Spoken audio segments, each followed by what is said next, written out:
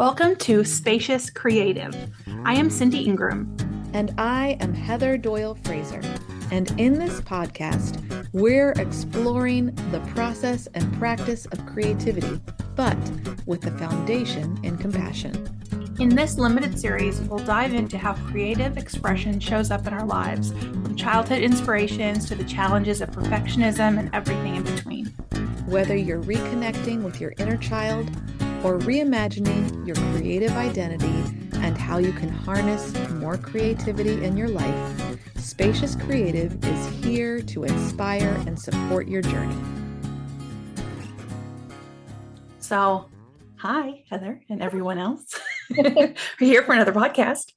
And we are recording this the day after we did our workshop, Trust Your Why, Your Creative Comfort Zone Needs You. And it was so good. It was so good. So good. I'm just really can't get over the timing of how perfect the timing was. Like, I've never done that before. But after that, like, everything was flowed so beautifully. The participants were so inspired and vulnerable with their shares, and it was fantastic. It was one of those moments where I felt, even though they didn't have I gave them a basic, hey, this is what we're going to do tonight, but I didn't go into any details on what we were going to be covering really at all. But at the end of each little segment that we did, someone asked a question or shared something. Yes. Just immediately led us right into the next section without us having to transition anything. No, it was like, speaking of that, here's Heather to talk about just what you just so asked glad you about. asked that question. Here we go, right now. And that was pretty serendipitous. I love it when things happen like that, and they don't often do. So it's amazing when it does. Yeah. And I delight in just the teaching process and like the organization of a program, and like the crafting of an activity that allows someone to have a really inspirational moment or aha moment or something that they really like grasped and connect to. Like, I love creating those moments for people. And I feel like we had a lot of those moments. We did last night. I also, as you know, love creating those moments too. And it was just, yeah, it was just amazing. And honestly, in a couple of my activities, one in particular, I did a guided visualization that I had not done before. And I thought of it, I was thinking about how to come into the particular activity I was doing. And I was on a walk and I was thinking about a book that I had read. And I was like, oh, I want to do a guided visualization that starts in this magical tea house in the book that I love. So, and it's Under the Whispering Door by T.J. Klune. One of my all-time favorite books. Oh, yeah. And so I was like, oh, that magical tea house is the perfect place. I'm gonna, even though it wasn't exactly the same, it was inspired. Yeah. And so I loved doing that. That was really great. It was such a beautiful visualization. And because I hadn't read your script, I didn't know what the visualization was going to be. And I personally I struggle a little bit with visualizations, even though I lead people in them, because I don't see things very clearly in my head. I have like mostly aphantasia, like I just don't see things. And so visualizations are hard because I get flashes. So when you're like telling me to like go up some stairs and look at photos, I can't just go up some stairs to look at photos. It's like I'm like, okay, stairs. Okay. Oh, there's a memory that it's like, it's more feelings and stuff that pops up. And so I wasn't sure. And I was like watching for people to come in the room because I didn't want to make sure someone was not being let in.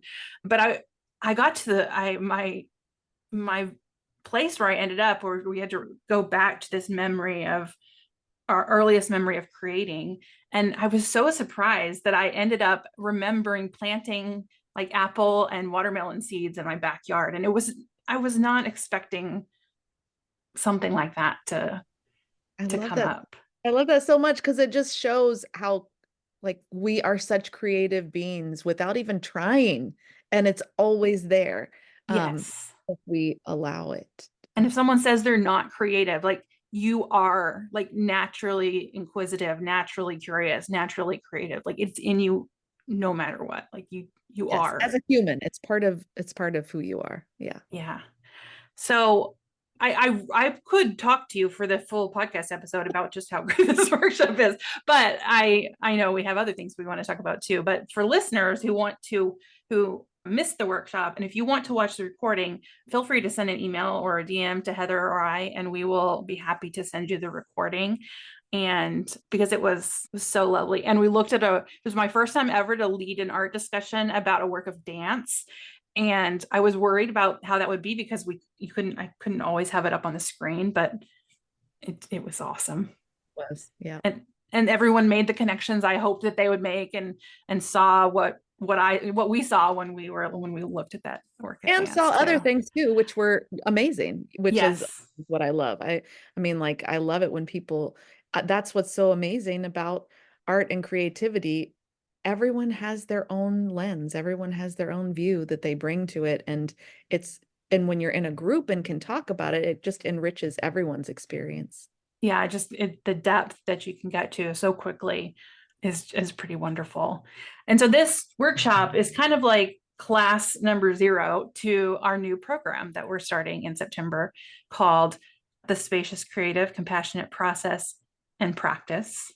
And so if you watch the recording, or even if you don't, if you're just sold by how much we're so excited about the workshop we gave, I was like, we talked after the workshop, I was like, we get to do this 6 more times, and I was so excited. So it's a 6-week group program all about creativity and through the lens of compassion and creating that safeness for yourself. Yeah. Yeah. So yeah, join us. It'll be awesome. It really will be. And you can get the information at thespaciouscreative.com. And we'll put the link in the show notes. And if you have any questions, feel free to reach out to us about the program, but it's going to be awesome. We are going to do a Q&A session also on August 14th at 6 Eastern. If you want to talk more about the program, I will put the link in the show notes to register for that as well. And I'll write down to make that page, so I remember to do that. Written down. Okay. All right. So what are we going to talk about today? Well, Creativity. today we're talking about, I mean, when you are embarking on any kind of creative journey, there's always that spark of your idea, right? Like that, like, oh, I'm going to do this. I want to try this. Or I'm, like, what would happen if I did this? And usually that spark is small at first. And then sometimes it grows exponentially faster than you think it's going to, and becomes this big vision very quickly. And occasionally, well, not occasionally, I would say a lot of times when that happens, it can stop us in our tracks because we feel like, oh my gosh, I can't do that. How could I can imagine that, but how could I possibly do that? I haven't done this before. I haven't done that before. I haven't worked with this modality. I haven't written something like that, whatever it is. And then of course, all of the inner critical thoughts come up, and like, I can't do justice to this idea. Why should I even approach it at all? Or maybe you just put it off a little bit. Oh, I'll do that when I have more experience. I'll do that after I've done a little bit more of this, or after I've read that, or after I've tried this other thing. And that just really stymies us as creatives. So I would love to talk with you about that today. Yes. And I hear this from so many people. I have experienced it myself for the longest time. The first person that popped in my head is actually the guy who does my taxes. He's a CPA, but he was a musical theater major in college, and he loves musical theater. And so every time we have a call that's like about taxes, we're like, taxes, taxes, taxes. And then we talk, the rest of the meeting is always about musical theater. And he has a musical in him. Yes. And he said it, he knows it, and he knows he can do it. He's like, and so every time I talk to him, I'm like, when are you going to start your musical? Because he has it. I know he has it. And he knows he has it, but it's just, I don't know if he's scared to start it, or like, or what, scared of failure, or whatever it is. There's so many like layers Yes, in and there. I mean, talk about a big idea. I mean, Yeah. come A on. musical. We've we've got the composing, we've got the lyrics, we've got the the choreography, we've got Yeah. all the sets, the da da da. Like the list goes on and on and on. So I can see why that would be daunting. Yes. Sometimes just writing a poem is daunting. Yes. Yeah. I'm always ready for a poem. It's daunting. Like pretty much every time I try to write a poem, it's a little Yes. bit, it's daunting. And I experienced it when I was writing my book. And when I started the book, it was going to be something different. It was going to be a more sort of academic thing. And then I had this aha moment that I think I talked about in another episode. Maybe I did, or maybe I didn't. I don't remember. But that I had to make art again, and I had to start making art. And so the book, at the same time as me writing the book, I'm exploring this thing of me making art again. And so by the time the book is done, now the book has a whole plot line of me making art again, or a whole theme of like, this is, I'm rediscovering myself as an artist. And in my book, every chapter is a work of art that I interpret to tell my story. And it's, Picasso and Frida Kahlo and a bunch of contemporary artists, and there's Monet, and it became really evident in the process that my art had to be in the book. Yes, it did. And it was very clear, and I was not happy with this idea, because I was like, no, my art is not good enough to Right. be in this book, guys. I can't put my art as, I am not at all to the level of all these other artists that are in the book. And so, and at the time, I like, the art form that I chose was an art journal, because it felt really safe. I could just turn the page. I was creating these like elaborate collages, but they were just kind of confined in this book. And I decided, oh, I just put the art journal pages in there, and that felt good because I do really love those. But I also was like, no, there has to be a grand Mhm. painting. There has to be a masterpiece. Mhm. Oh, there's that word. There's Yeah, that. has to be a masterpiece. Mhm. And so I tried to make a masterpiece. I was like, okay, I'm gonna paint a big painting. I love looking at big paintings, and I have never really made a big painting. And so I thought, okay, I'll make a big painting, and my first one is going to be good enough to put in this book. And I was like, okay, I'm going to follow my same structure that I've been doing with the art journal, which is I follow my intuition. I don't try to like envision what it's going to be. I just sort of let it flow. And what what I created was this giant picture of a white tiger. And I was almost like really embarrassed by by this white tiger, because I was like, that's not what I that's not what I meant. Like, this white tiger not hanging in a museum. Like, this is just, it's pretty. And I think the white tiger is fierce. And I like to look at the painting for myself because I made it and I think it's nice, Mhm. but it's not a masterpiece. And so I was like, no, this can't be. Mhm. This can't be in the book.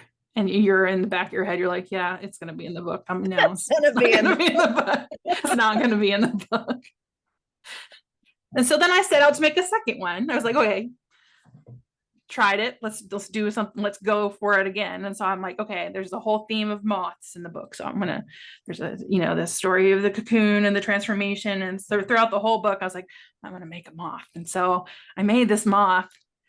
And again, it's fine. It's like it's just, it is, looks like I made it. Like it's collaged. And did I ever even show you the moth? I'm sure I did.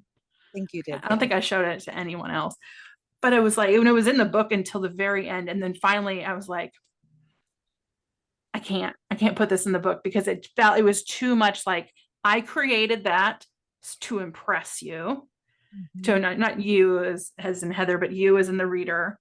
Not, I didn't create it for me. And my whole journey was like, I'm doing this. I'm making art for me. I'm not making art for other people. Right. And so I had this vision of I'm going to be able to create this like really amazing thing. And then in the end, I'm like, it just, I think the motivation was corrupt on like what I needed that to be. It also, you didn't follow your process, Yeah, really, that I one. didn't follow my process at all. No. And I had spent the last, year, 2 years, like really honing in on what is my process. And I learned that my process is I can't decide in advance what it's going to be. With I art, just, with yeah, like what you were doing there. right. Yeah. Yeah. Well, and even with the book, I couldn't decide in advance what it, if, if I had Well, decided in there was a advance, certain point. I mean, like advance of what? Like advance of publishing. Yes. yeah. Like Well, that. yeah. Yeah. I mean, like we had a definite map for that book. Yes, we. Yes. Yeah. It But it, evolved over time. So, but that's what people don't understand, that like your first draft is not the draft. I mean, like yeah. first plan is not the plan. That doesn't mean you didn't do in advance. That just meant it was evolving and we allowed it Right. to. Yes. Yeah. Because I mean, I think about like if I had like made a proposal and gotten a book deal and like signed a contract that I was going to create this book, my original idea book, it wouldn't Mhm. have been a fraction of what my book ended up being because in my book I followed the process and I like, it was I let my creativity guide me. I had support. We And also we also gave it space, yes. which I mean is a key component of, like letting something sit for a second, exploring something. And we did have an outline and a plan, Yeah. but it like we took our time getting to that place though. Yeah. We allowed you to evolve through this process. You were also doing the art journal at the same time. So it was like a co-process with your art journal and your book, which was really lovely. Yeah. That's another thing I didn't give that painting was space because it was, the book had to be done. I think the deadline was early August and it was like late June. And Yeah. when I was trying to figure out this painting, I was, I didn't give it a lot of space. But the tiger did end up in the book. So, if you're listening, you can check out the book and see how it made it And in. the tiger had some collage in it too, which I thought was super awesome. Yeah, it did. It did. The moth did as well. Just something I don't like about that moth. Well, there were some things about the moth too, because you thought it was a certain kind of moth and then it wasn't that. And then, there were that. Oh, that's right. I learned that the Atlas moth like dies immediately after it becomes a moth. So we had some other issues with that too. That's true. It's majestic, but it Yeah. can't survive. Yeah. So, like, if someone has this like big thing that they want to create, like, I was talking to someone today, one of my coaching clients who was envisioning this art show where like each room was a theme and it showed this sort of duality of her life. And she got really excited about this idea, but then pulled back because she was like, oh, that is too big, too scary. The musical with my tax, my CPA, a book or, a painting, what would you tell that person?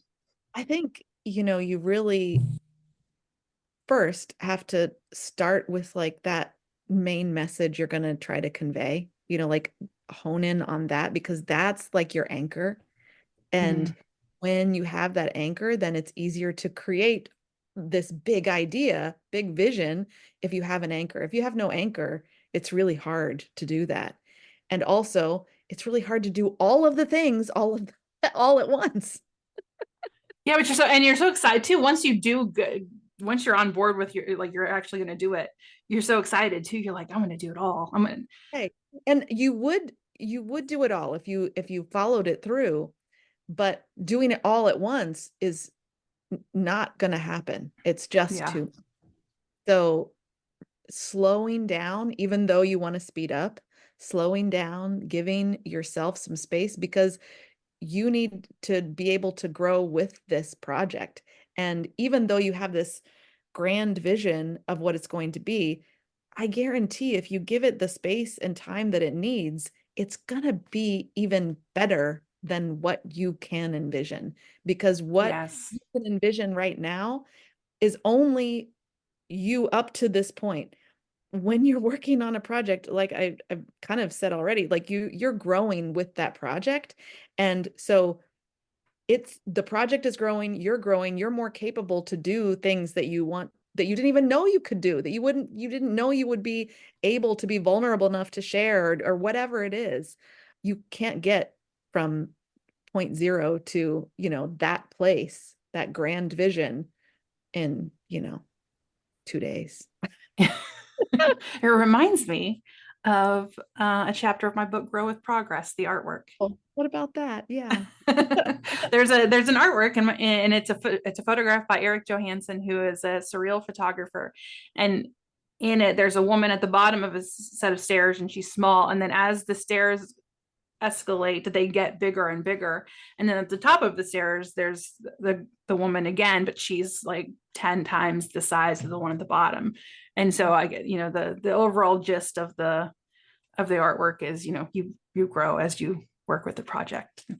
I have a chapter about that. And there was a lot of, I also was like, well, what about rest? And there's a whole bunch of other things too, but like the whole message of it is definitely true to And what happens. I think that so when you have these big, when we have these big ideas and big visions, holding them lightly there, like, yes, that's amazing that you have that. And are you willing to let it change and shift and grow too? Mm, Willing to let it be what it needs to be rather than controlling it so tightly? Like you have to have enough, it's a paradox. You have to have enough of an anchor and enough of a light handhold on it so that you can progress through it, so that you have a trajectory, so that you know where you're going, and not hold so tightly that you don't allow for things to change and grow. yeah. Yeah. I'm glad you said handhold, because after you were done talking, I was like, I'm going to tell everybody how she's holding her hand up like she's holding the idea. Like you were just like you were holding a cloud, and and then you would grab your fist in when you were talking about, holding on too tightly, because that's the nature of creativity, is that it's mysterious and it's elusive, and it is going to lead you to unexpected places, and so you can't presume to know where it's going to take you, because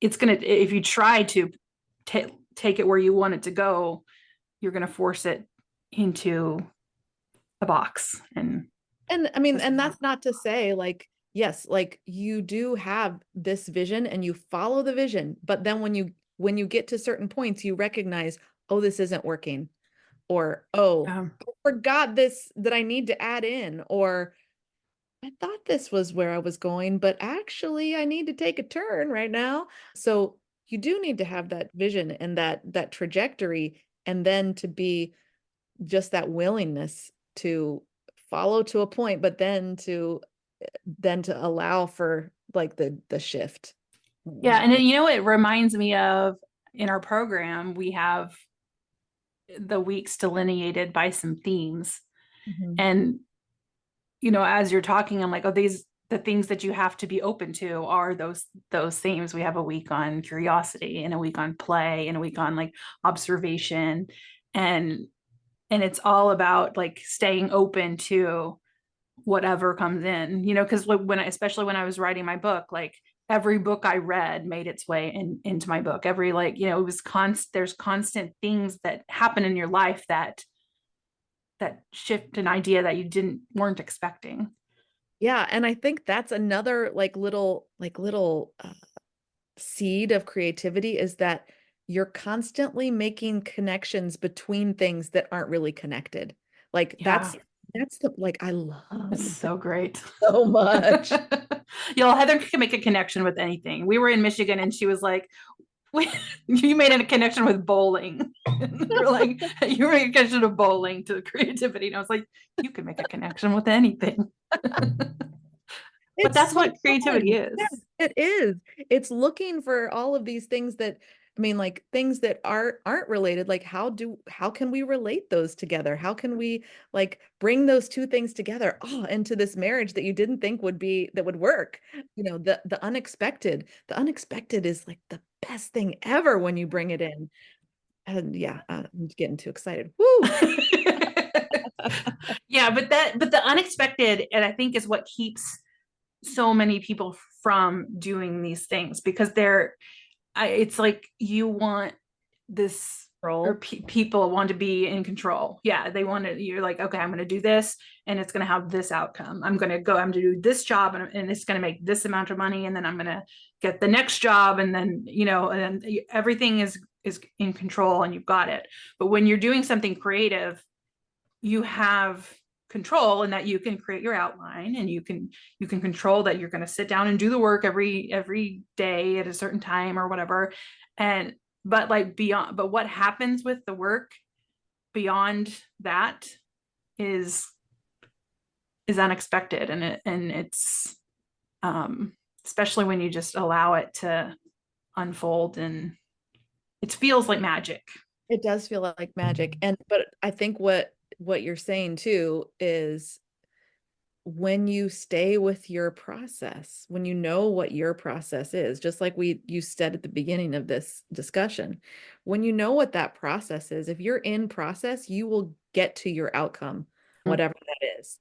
If you're and everybody, I mean, there are lots of processes for people that look similar, but like everyone has a little bit different process.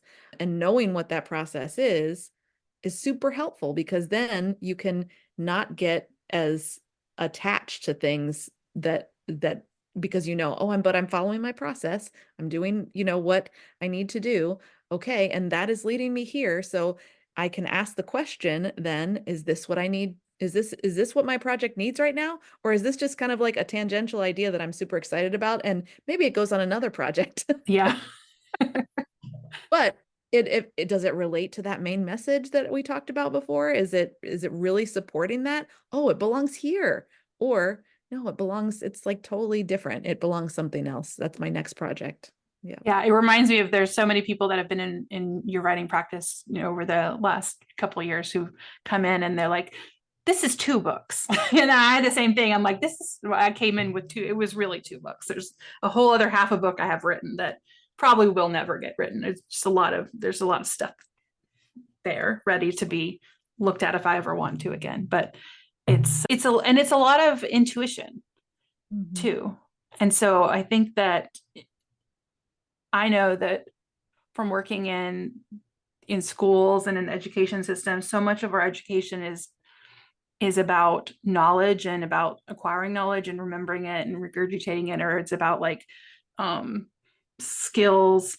But people, and we're kind of trained to not trust our natural intuition, because we're supposed to like look it up on your phone. You can get your answer there. But so much of like the answers when it comes to creativity and creating a big project come from within you.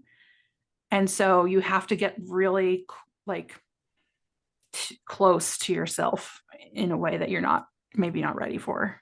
And that is where the trust comes in. Like, our workshop, Yeah. trust your why. Like that's where the trust, because those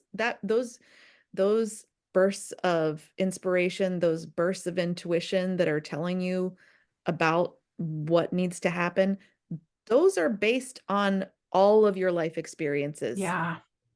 They're not like just some random thing. They're based on your whole life of living, of creating, of whatever. And so it's not out of nowhere that you're getting that. But that we're also, just like you said, we're conditioned to look outside of ourselves. But if we look inside, we do have a lot of answers around our creativity. Mhm. Yeah. So even just acting on that big idea is just a profound act of self-trust that it'll take you, like you trust that you have what it takes to at least start and then to see what happens. And, the trust piece, that's about relationship. You're building the relationship with your creative self. I mean, Yeah. like, and every relationship needs trust, every single one. And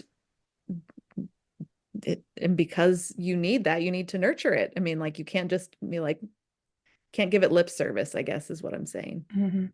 I keep throughout this entire conversation, that dance from our workshop keeps coming into my head because I'm like, oh, this is the part of the dance where they did this. This is the part. Like at first, it was a hummingbird and a flower, and like I can remember the part where like, oh, now they trust each other, and then that's when they started like dancing together. I'm like, oh, so if you're listening, watch the workshop so you can see that dance. But another thing I'm thinking of too is, so you have this,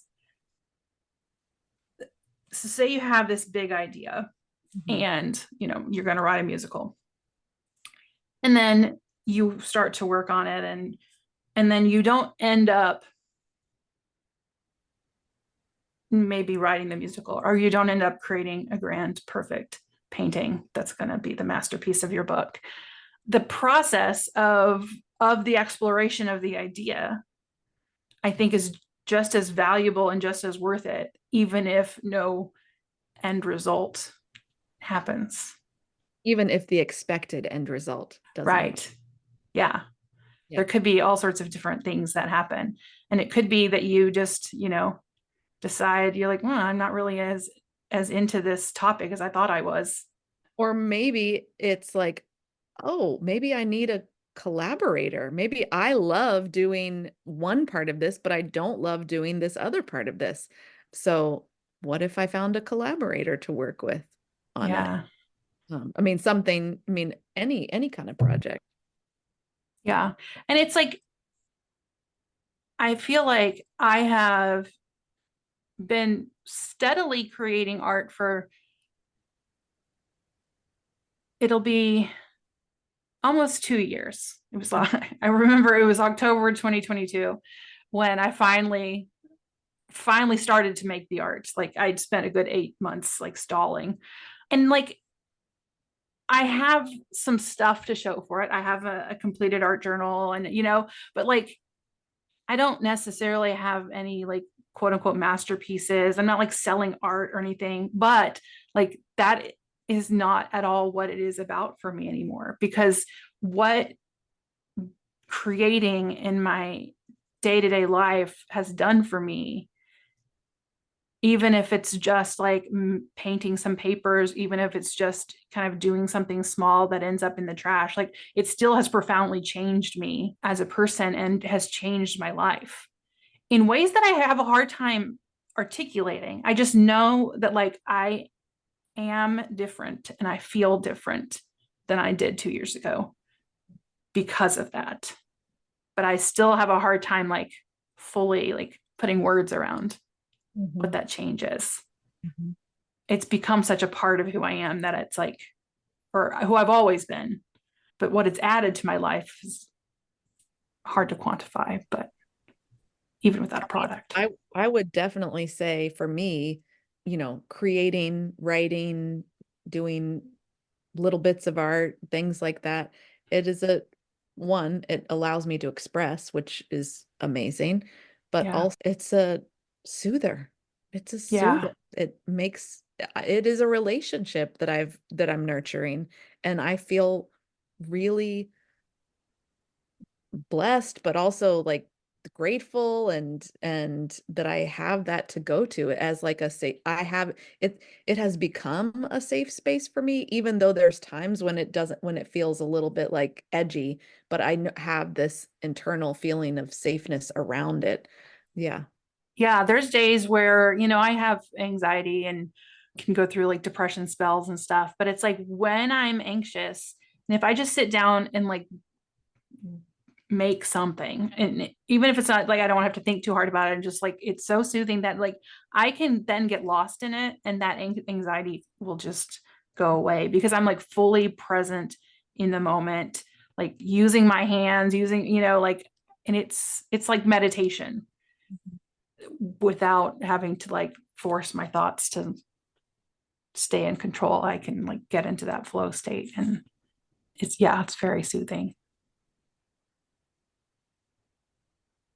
And I mean, that's going to be part of our program too, bringing those, Yeah.